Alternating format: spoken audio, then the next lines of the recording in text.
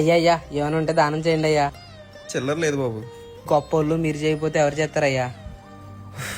ఇలా కూర్చో. నెలకి ఎంత సంపాదిస్తావు? 30,000 అయ్యా. అంతేనా? సీజన్ ఉంటే 5,000 సంపాదిస్తానయ్యా. 50,000 సంపాదిస్తావా? నా జీతం ఎంత తెలుసా? నెలకి 20,000. అందులో ఇంటి రెంట్ 8,000 పోతాయి. ఆడికి ఎంత ఉన్నాయి? 12,000 ఉంటాయి. దాంట్లో టీవీ రీఛార్జ్కి, సెల్ రీఛార్జ్కి, గ్యాస్ బిల్లుకి ఓ 2,000 పోతాయి. అక్కడికి ఎంత ఉన్నాయి? 10,000 ఉంటాయి. దాంట్లో తినడానికి, కరెంట్ బిల్లుకి, ఇంటికి వచ్చేకి ఒక 4,000 పోతాయి. ఆడికి ఎంత ఉన్నాయి? 6,000 ఉంటాయి. అందులో నా ఈఎంఐలు ఒక 4,000 కడుతున్నాను. అక్కడికి ఎంత ఉన్నాయి?